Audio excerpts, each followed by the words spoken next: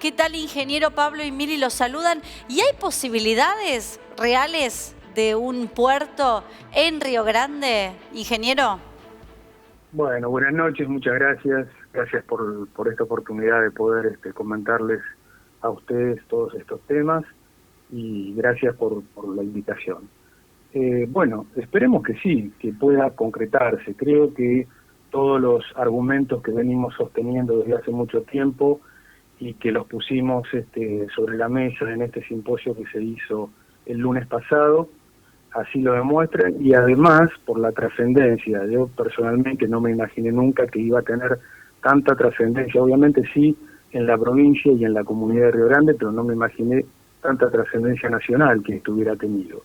Esto ha salido en todas las redes sociales, en distintos medios gráficos y virtuales, así que quedé muy sorprendido por ese tema. Pero lo fundamental en esto, nosotros les pusimos temas geopolíticos, estratégicos y en mi caso, bueno, aspectos técnicos de lo que entendemos que debería ser las características del puerto, su ubicación y el por qué obviamente hay que dejar de lado esa construcción que ustedes bien mencionaban, que quedó abandonado por problemas, por criterios erróneos en lo operativo, y una obra que prácticamente no tenía ninguna factibilidad técnica de poder concretarse.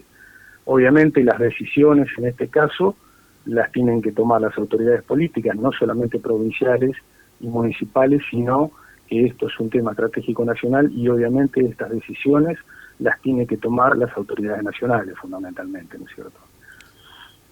Bien, Giaquino, la consulta puntualmente es ¿por qué debemos dejar de lado lo que se construyó hasta acá? No sirve para absolutamente nada, no tiene viabilidad la continuidad de ese trabajo, de esa escollera, de ese puerto.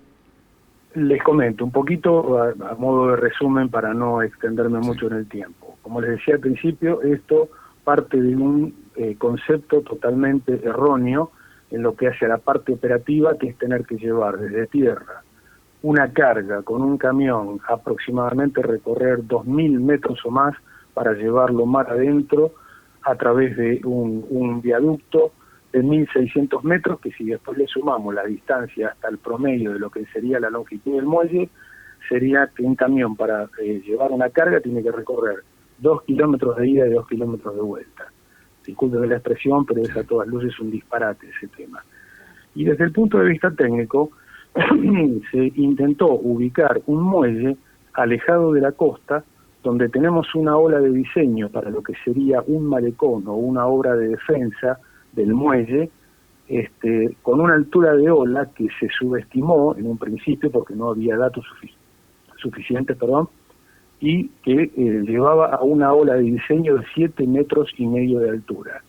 Eso que generó que justamente toda la piedra que se iba a utilizar, o la roca que se iba a utilizar para lo que llamamos coraza de esa escollera o malecón, pasó al tener una ola de diseño inicial de 6 metros y después a una ola de diseño real de 7,5 metros, a que el tamaño de la roca fuera exactamente el doble. Obviamente, al no haber evaluado debidamente la cantera de Aguas Blancas, llevó a que en esa cantera era imposible poder obtener esas fracciones que se llevaban, que era necesario para proteger la escollera.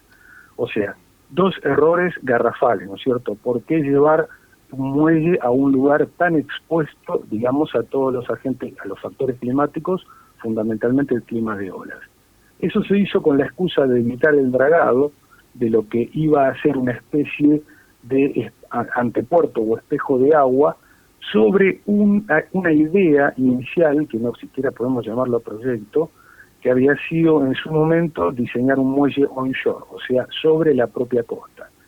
Pero también tiene un error conceptual, porque eso requiere escolleras enormes también, con un costo muy, muy grande, cuando nosotros lo que proponemos es hacer un puerto interior en la misma caleta que fue construida esta obra que quedó trunca, en Caleta La Misión, tomando como ejemplo una experiencia enorme que hemos recogido cuando fue la construcción del puerto de Caleta Paula.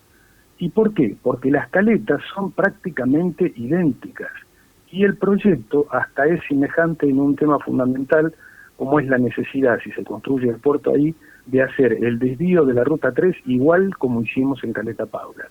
O sea, todos estos factores, y además el económico, porque recordemos que la obra fue licitada con un monto de aproximadamente, no tengo el número exacto, pero pongámosle entre 45 a 50 millones de dólares, y la obra, después de haber intervenido una consultora internacional de bastante renombre, pero siempre ajustada a este mismo proyecto, tratando de hacer factible este proyecto, se necesitaban para terminar la obra, además de los 600 metros del viaducto que ya estaban ejecutados, la suma de nada más y nada menos que 183 millones de dólares. Obviamente esto fue objetado en su momento, esto es un poco de historia que estoy haciendo, que yo fue un poco la introducción que hice el otro día en el simposio, y después obviamente por una ley fue descartado, cuando ya se había firmado un decreto para que la obra pudiera continuar con ese monto.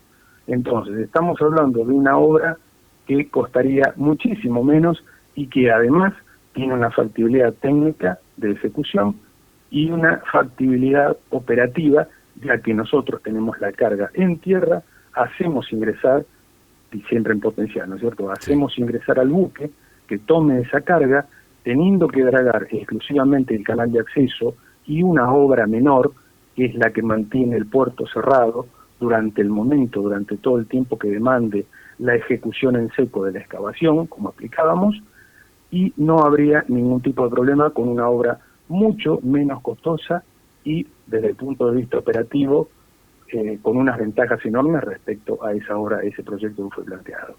Qué bueno, qué bueno. Bueno, ingeniero, ojalá que esto alguien pueda tomarlo, ¿no? Y Río Grande no sea la única ciudad patagónica costera sin su puerto, con lo que significa un puerto para una ciudad. Sí, por supuesto que sí. Nosotros vamos a seguir trabajando. Quiero aclarar que esto lo hacemos por una cuestión de convicción. A nosotros no nos paga nadie por hacer este tema.